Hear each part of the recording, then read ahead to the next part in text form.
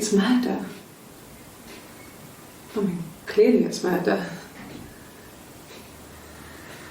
What can I do to help?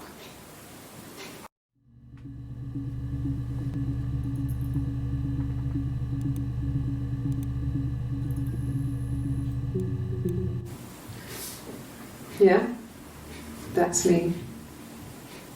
But February, I mean, that was months ago. What's that got to do with Simon's murder?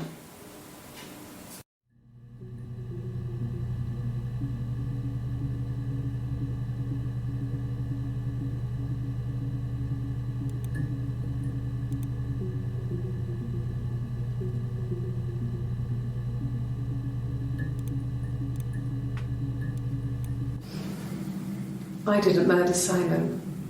You've got it wrong. You've got the wrong person.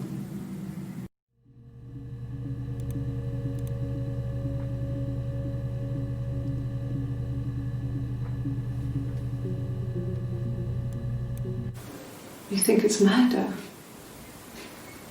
I mean, clearly it's murder. What can I do to help?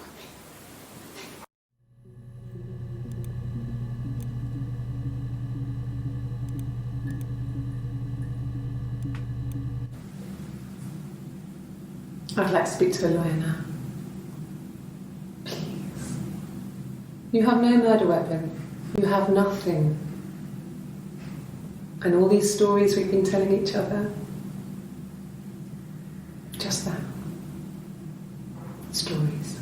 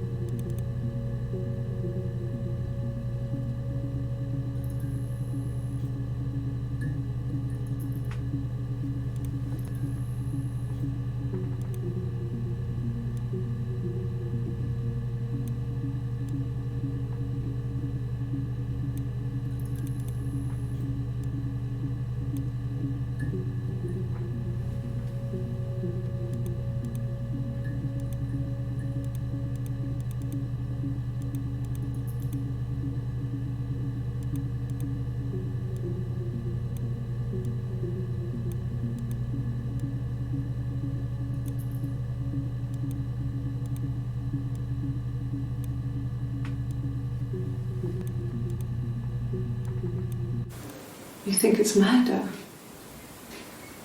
I mean, clearly it's murder. What can I do to help?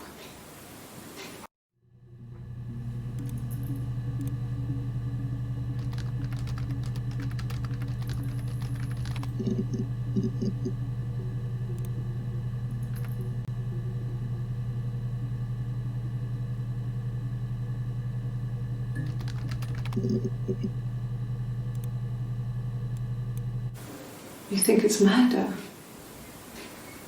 I mean, clearly it's murder. What can I do to help?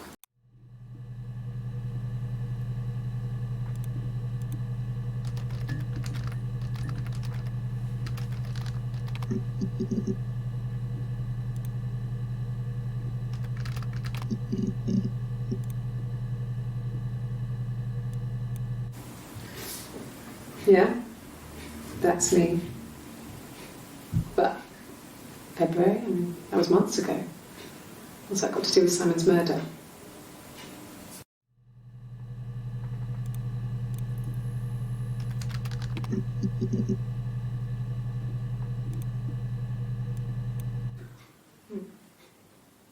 Simon Smith.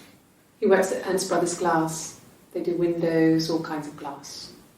Simon does the more special work, mirror making, feature windows, artistic things, really beautiful things.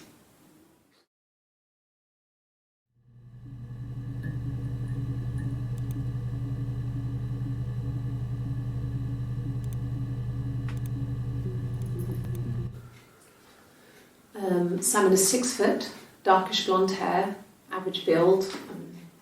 He's clean shaven. If his beard grows, it goes ginger, so he shaves it. I mean, not that there's anything wrong with ginger hair. I bought a photo. They said a spring photo. This was taken last year on holiday in Rome. It's the best one I have.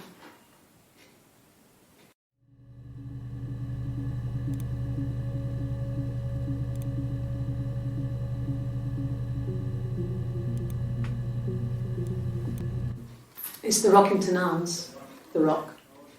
It's run by a nice couple, Peter and Susan.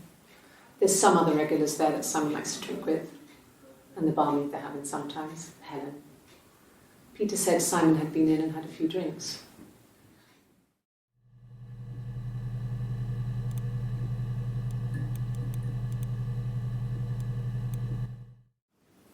Yes, there's an Amstrad one. No one uses it for very much. There's a printer so you can write letters on it.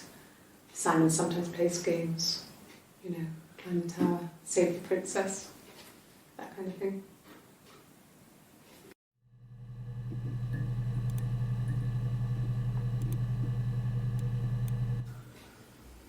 Simon isn't the type to run off or do anything crazy.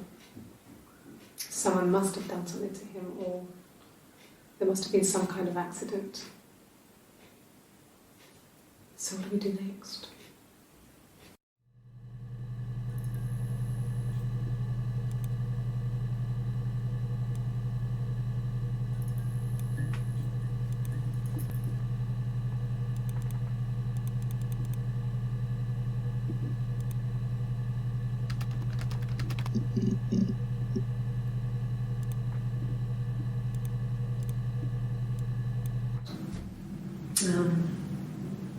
When I was 8, Mother died. She slipped down the stairs. It was an accident. I had read a diary at that point and I knew she wasn't my real mother. So I burned the diary that day and I left. Walked out and across the street.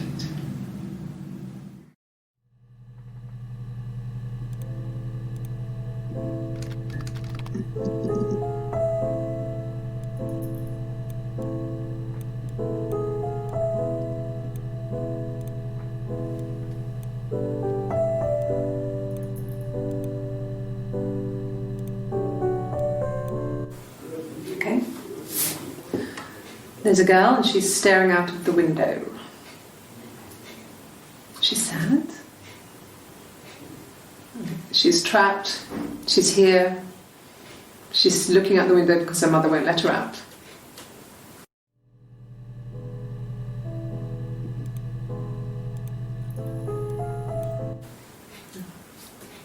It's Rapunzel. The story starts when she's born. Mother Gothel, a witch, takes Rapunzel from her parents and keeps her locked up in this tower. Rapunzel gets pregnant by the prince, and Mother Gothel is furious, so she cuts off her hair and throws it. Actually, her hair's already short here, so that's already happened. So she throws her into the wilderness, and Rapunzel is reunited with the prince, who's blind, but she kills him with her tears, and so it's a happy ending. Is that too much?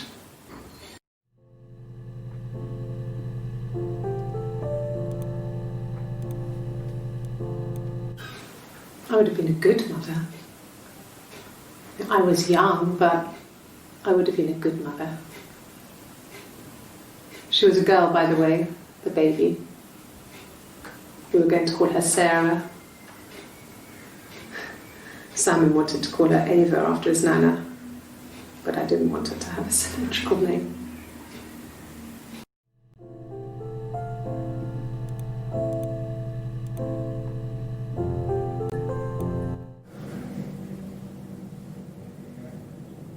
My mother called me Eve.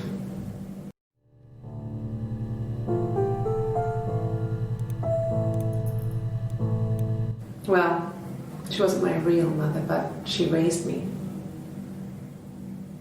Do you want to hear the story? It's a real-life fairy tale.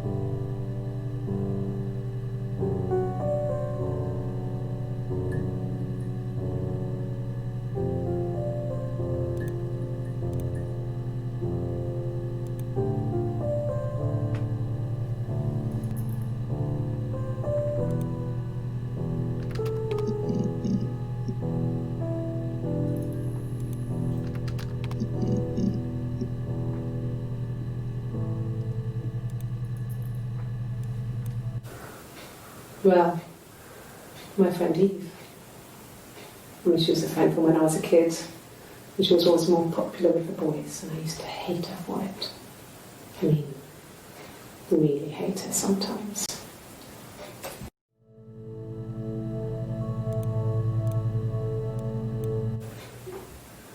Yes, we'd fight.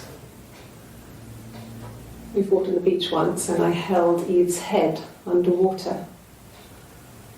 There was no one else around. It was at the far end of the beach, and I held her head under, and I kept it under. And for a moment, I just wanted to kill her and watch her drown. But that was it. It was just a moment. We made up afterwards. It was a love-hate relationship.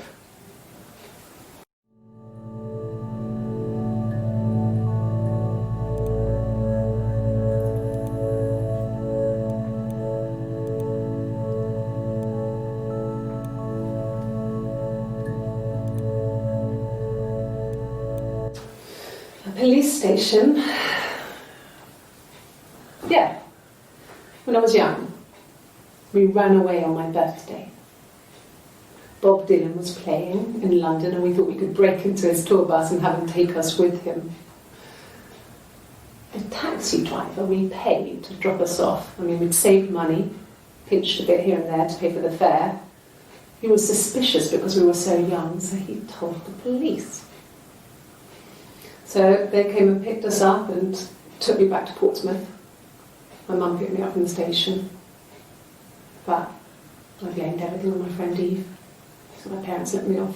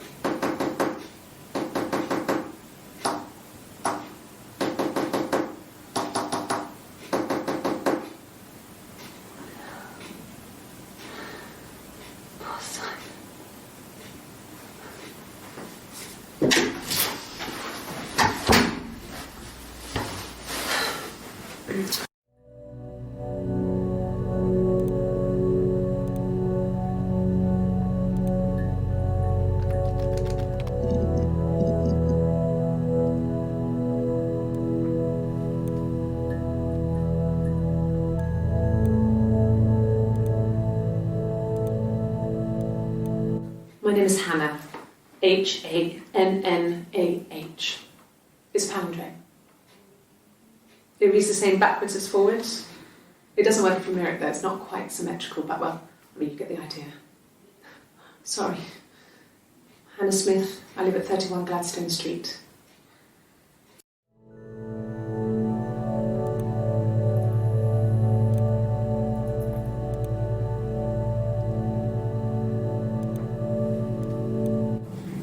Yes, my name is Hannah Smith.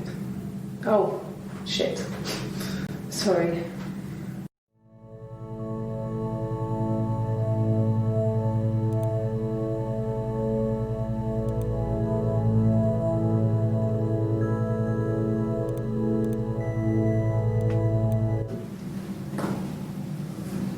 Across the road, where my parents first lived there, was a midwife called Florence. When Hannah was born, I was born at the same time. The midwife was there to help. I'd been throttled by the cord, probably wrapped around my neck by Hannah. The midwife told my mother I was dead. But I wasn't. She wrote all this stuff in a diary. Amazing what people will admit to on paper.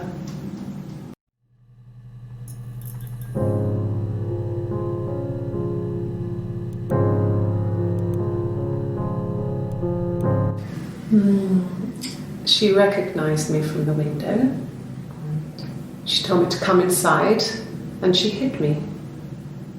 They had made the attic into a place where Hannah could play. There was a dollhouse. She hid me up there. No one else ever went into the attic. It was her place.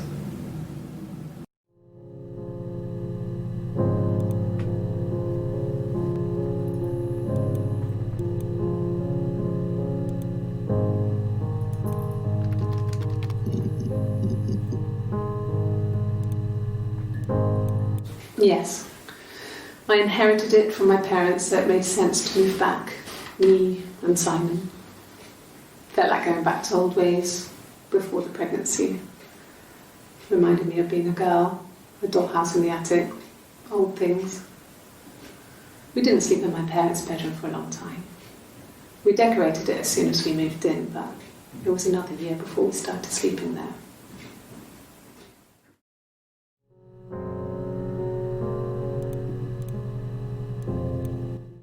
Yes, I read a lot as a child and watched lots of TV. Then the doll's house we had, we still have in the attic.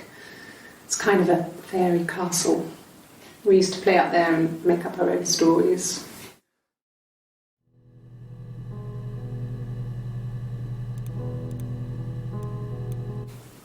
Could the hairs have come from somewhere else? I mean, could they... We have a lot of dolls in the attic. There's a Rapunzel doll with long blonde hair. Could they have come from there?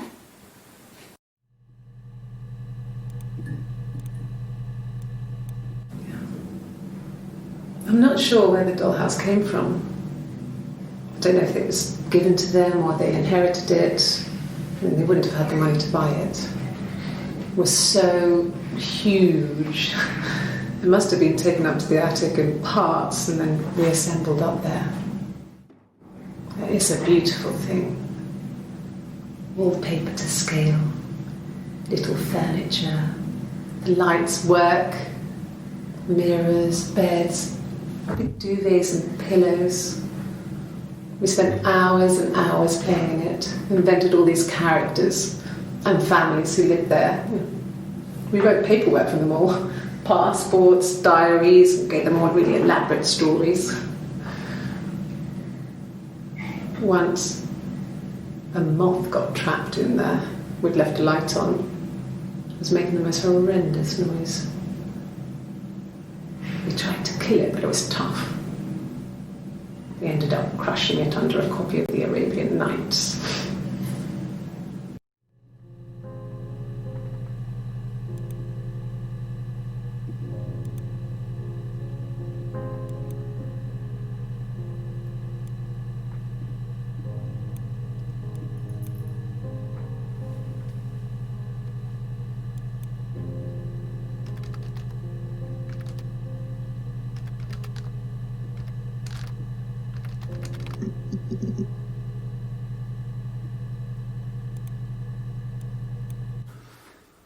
So, it was Friday evening.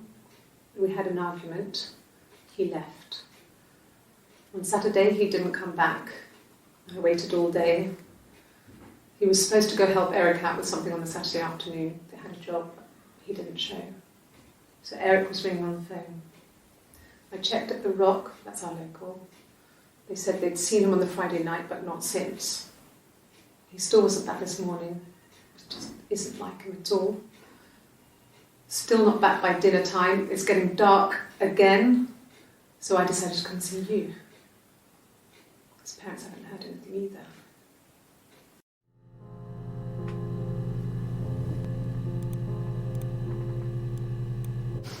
We spent the wedding night in a hotel in Brighton.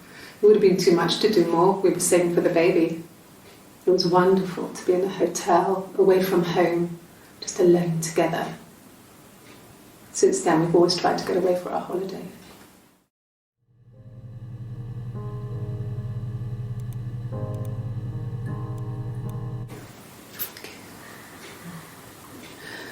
It was after dinner. I'd spoken to Simon's parents on the phone. I looked up for an early night and I suddenly had this thought. I think it was something his mum had said.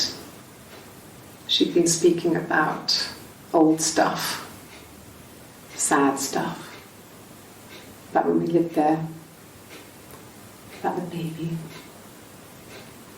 There's some boxes in the cellar, nursery stuff we never needed, and I never had the heart to throw out. I suddenly remembered that when I'd looked down there the week before, those boxes, that pile was in the wrong place. I went cold all over. I went down there with a torch and went straight to the back, and that's when I saw the bin bags. Pulled them open, saw the body.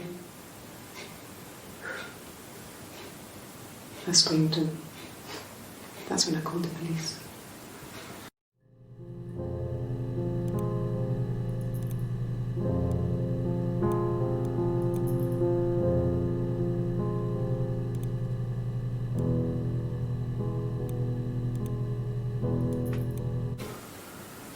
I wasn't in the house all of Friday night. After the argument, after Simon left, I left too. I was upset and I wanted to get away. So I took the car.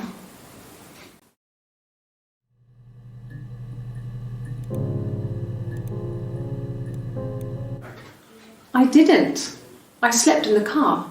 I left about 9 that night. I wasn't there.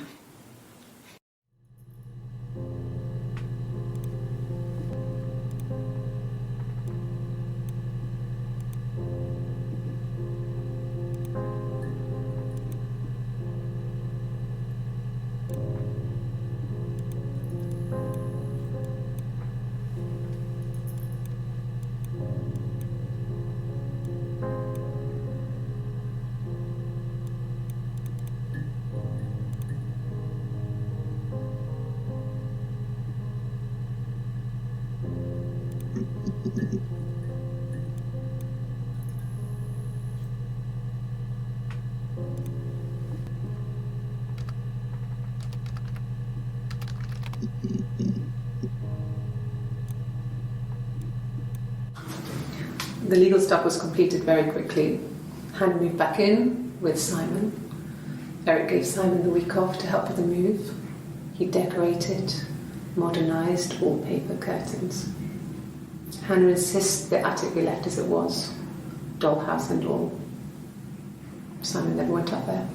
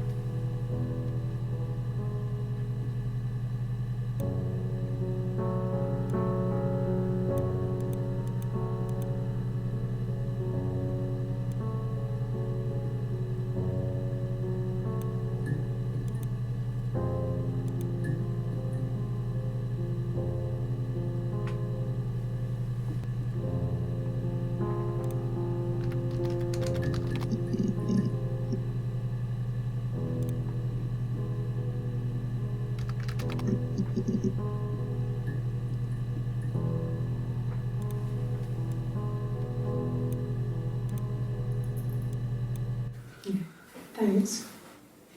Please find Simon. I love him so much.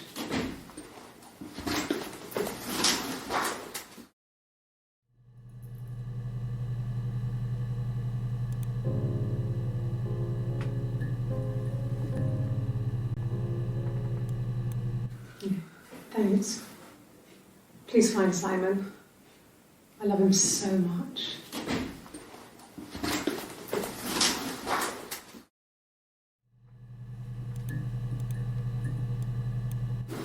No. I mean, everyone loves Simon.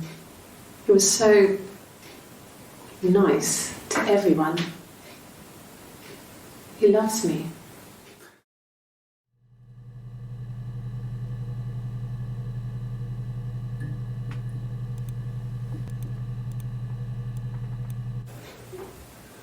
Yes. We'd fight. We fought on the beach once and I held Eve's head underwater. There was no one else around. It was at the far end of the beach and I held her head under and I kept it under. And for a moment, I just wanted to kill her and watch her drown. But that was it. It was just a moment. We made up afterwards. It was a love-hate relationship.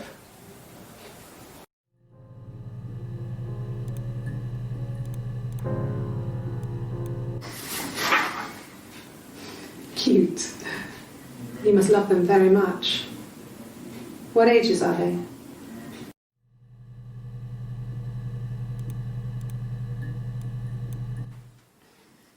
You want me to play something?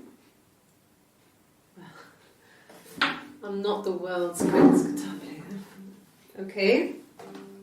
Probably needs tuning. No, it's okay. How about a traditional ballad? Should be right up your street.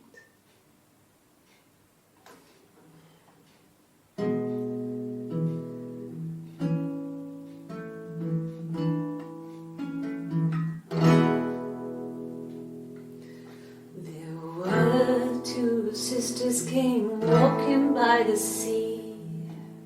Oh, the wind and the rain. The eldest one pushed the other one in. Oh, the dreadful wind and rain. See, they both had a love for the captain's son. Oh, the wind and the rain, but he only cared for the youngest one. Oh, the dreadful wind and rain. Oh, the eldest envied her sister fair. Oh, the wind and the rain, with a pretty little face and her long blonde hair. Oh, the dreadful wind and rain. So she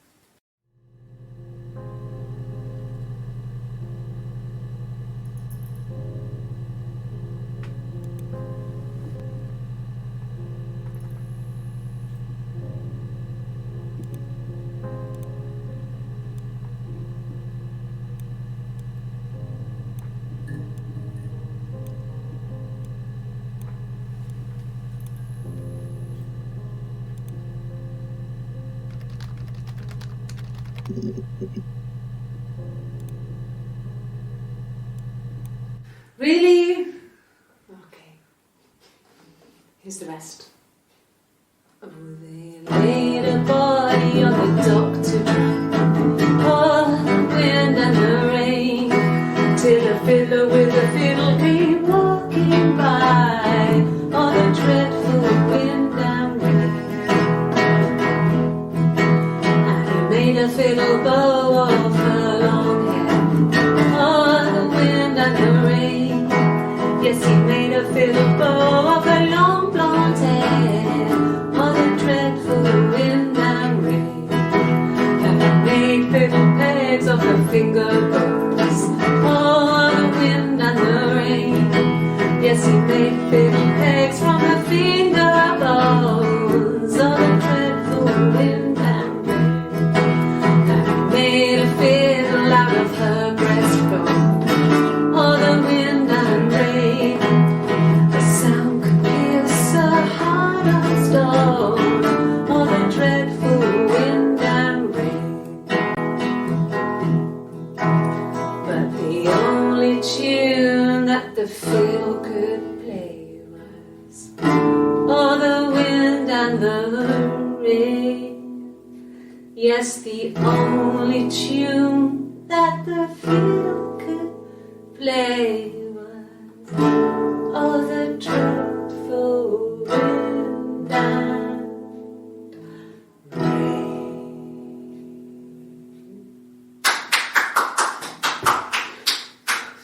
Anything you sing may be used as evidence against you.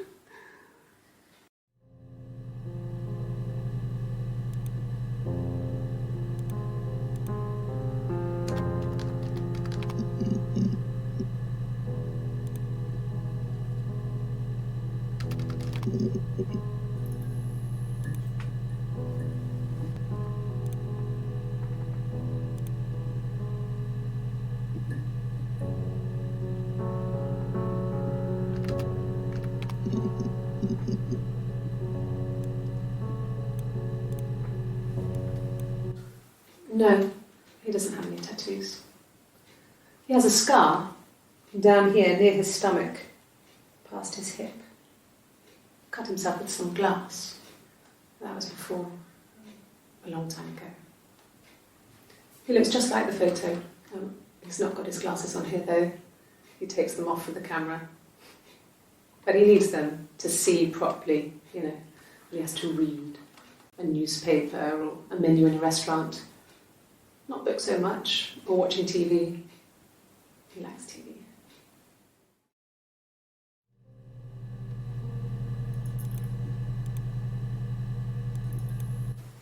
He was wearing a shirt, a blue turtleneck shirt and jeans. He has a watch. It's a really nice one. That was a gift from his boss, Eric. He had his coat, a long grey duffel coat, like Paddington Bear. He would have taken that with him. It's not in the house.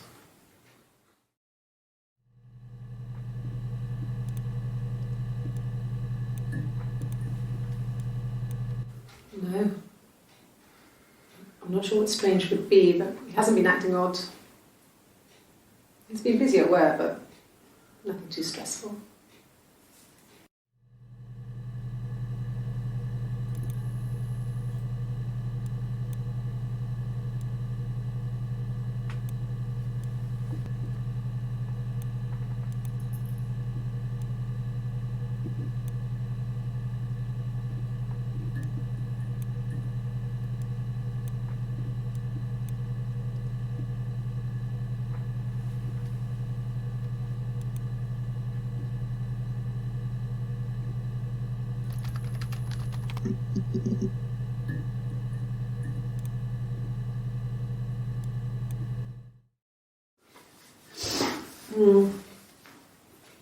I left the next day, Saturday. I slept for a few hours in the car. When I woke up, I came straight back. Simon wasn't returning my calls and I wanted to try and make up. I got back to the house and Simon wasn't there. And I... Excuse me.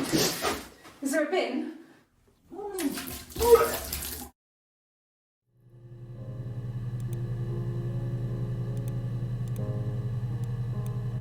It was late, early Saturday morning.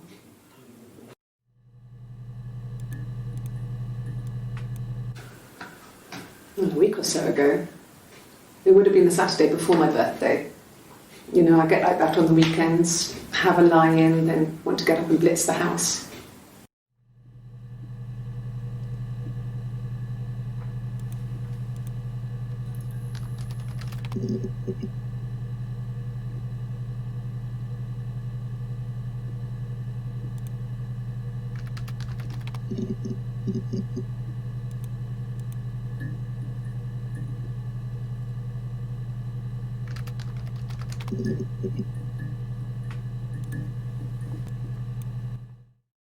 The mirror. I can't remember. I put it somewhere safe. Upstairs, I think. I haven't looked at it since.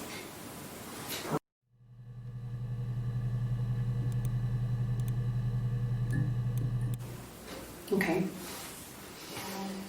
I parked up on the street. It was busy, so I had to park down the end of the road. Walked up, knocked on the door, no answer. I took my keys out of my bag and unlocked the door. The main lock was unlocked.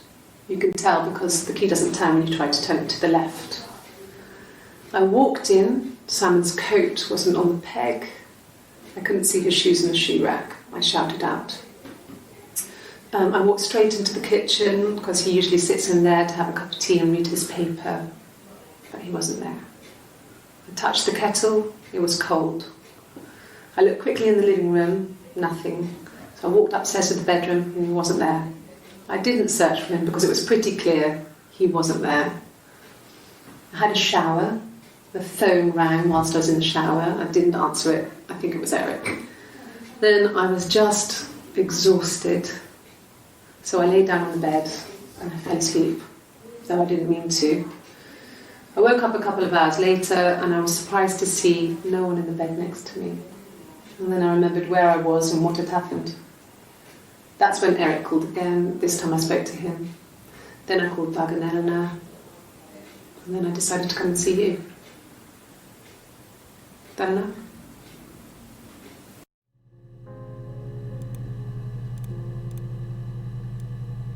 Oh, okay. I parked up on the street. It was busy, so I parked down the end of the road. I walked up to the house. I knocked on the door. No answer. I took my keys out of my bag, unlocked the door. The main lock was unlocked. I could tell because the key wouldn't turn when I tried to turn it to the left. I walked in. Simon's coat wasn't on the peg. I couldn't see his shoes on the shoe rack. I shouted out for him. I walked straight into the kitchen. He usually sits in there to have a cup of tea and read his paper. He wasn't there. I touched the kettle. It was cold. I looked quickly into the living room. Nothing. I walked upstairs to the bedroom. He wasn't there. I didn't search for him because it was pretty clear he wasn't there. Then I had a shower. Whilst I was in the shower, the phone rang. I think it was Eric, his boss. I didn't answer it. Then I came out and I was just exhausted. So I lay down on the bed and I fell asleep, but I didn't mean to. I woke up a couple of hours later and I was surprised to see no one in the bed next to me. And then I remembered where I was and what had happened. That's when Eric called again. I spoke to him. Then I called Simon's parents. And then I decided to come and see you. That enough?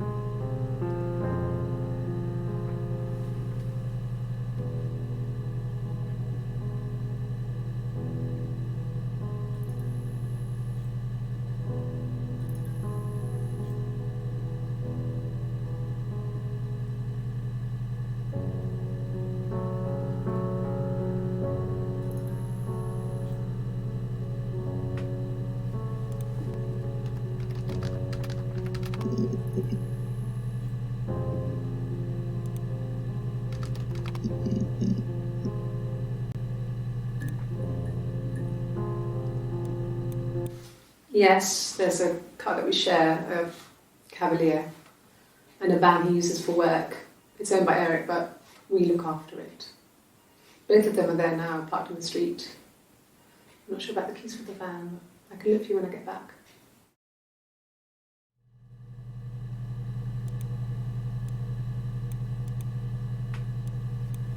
Yes, that would be in his wallet. It's a Visa, a silver one. He doesn't like to spend money he doesn't have, so he usually pays with cash, but Eric convinced him to get one.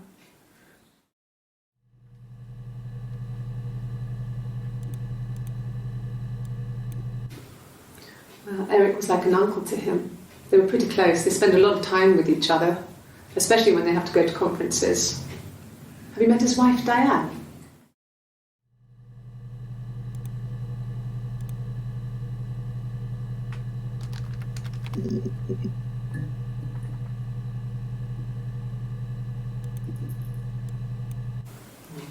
Diane is really nice. She helps out with the glaziers, organises the Christmas party, that sort of thing. They have 2 kids, really sweet kids. She used to look out for me when I worked there.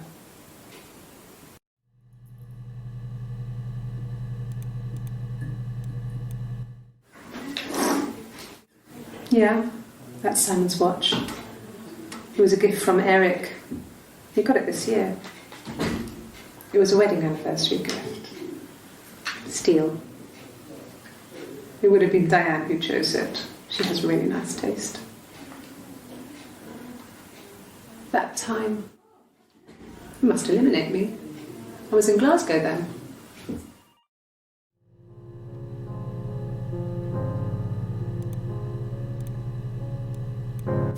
Not really. He would go to the pub. He had his drinking buddies there, but no one ever really came back to the house. Sometimes Eric, his boss, and his wife would come over for dinner. That would be us returning the favour. Diane is a really good cook, into her trendy ingredients. And the last time Simon cooked something off MasterChef, he got the recipe off Ceefax, and I did my Lloyd Grossman bit, commenting from the sidelines. I had to find fennel from the supermarket. Have you ever eaten fennel?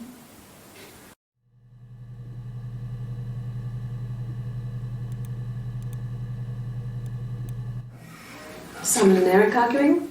No, I can't imagine they'd be arguing. And they get on so well. Unless it was something to do with work. Maybe Simon was being too much of a perfectionist. But I don't know. You should ask Diane.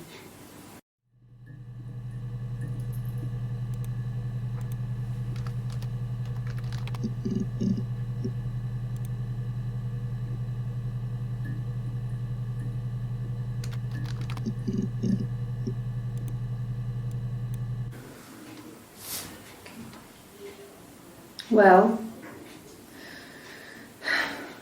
she has a knife. She's been cooking, I guess. She's been cooking him his favourite meal. She's his wife. And he's asleep and she doesn't want to wake him because he's ill. That's why she's sad. Because he's ill and he might die. It's kind of a sad story, so I'm not sure how it ends.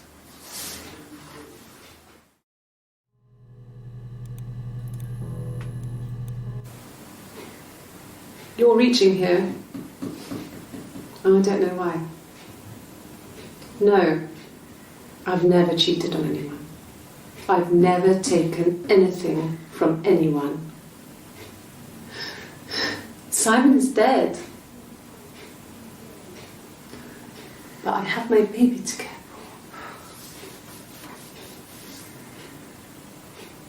for. Why are you trying to make me sad? Why are you so obsessed with sex and affairs? You cheated on your wife. Is this your thing?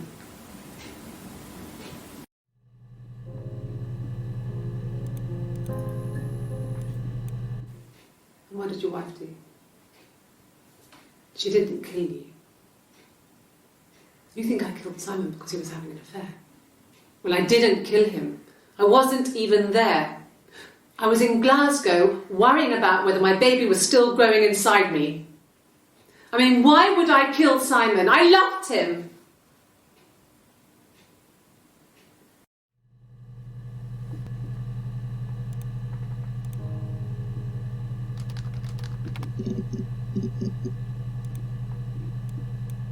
An affair? Simon wasn't having an affair.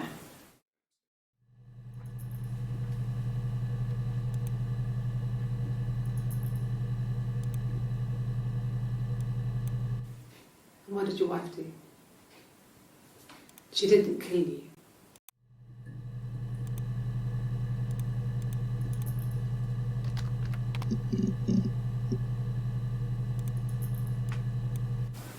Really? You're going to ask me about my sex life? I mean, isn't that private?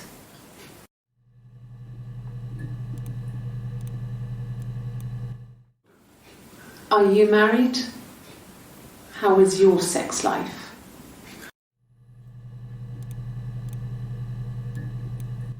So, our sex life is probably fairly average for a couple after 10 years of marriage. No, you're talking to the wrong person if you think I'm some kind of slut. If you think I'm the kind of person that would have had sex with all those guys.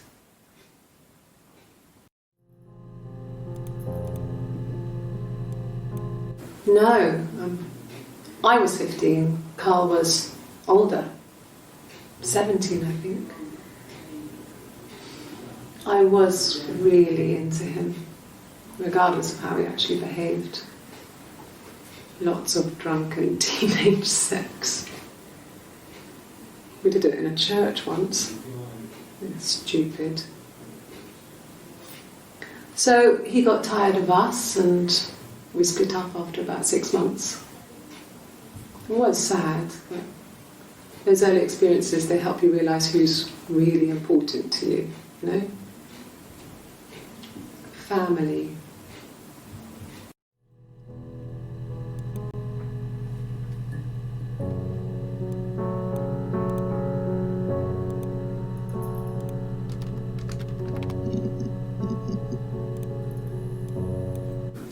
Yeah, when I was at school. I worked part-time in the front shop. It was sort of an extended family thing. My dad used to work there, my mum worked there before I was born. I took care of paperwork, filing, typing out invoices, that kind of thing. It was a good job for a girl back then.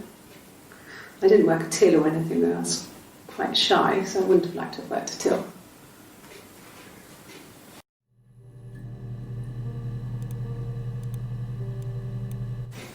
Family.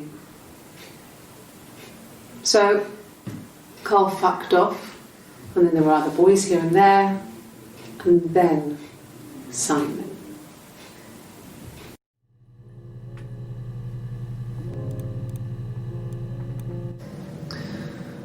Florence was a warm, kind person, but she was broken, I guess. When I found her diary, I also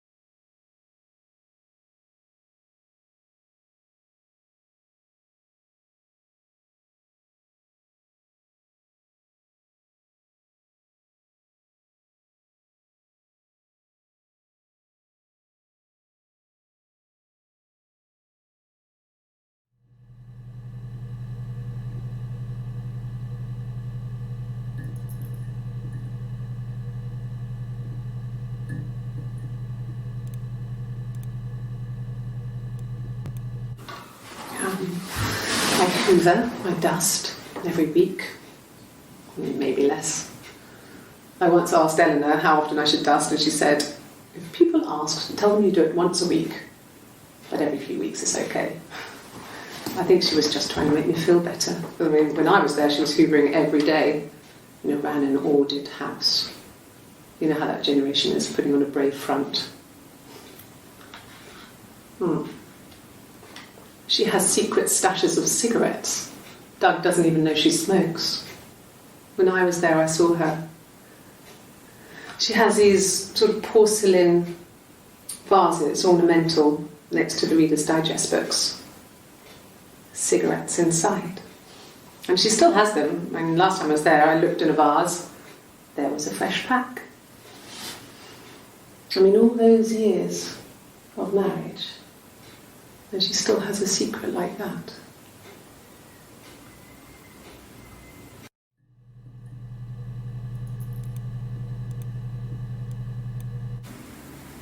Yeah. 1984 was an awful year in the end.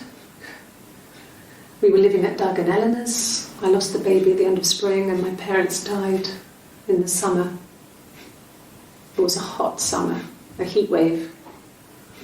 So when they discovered the bodies, it was just awful. Because of the circumstances, them dying together like that, they brought in a lot of police. A forensic entomologist. I had to look that up. It was because of the heat.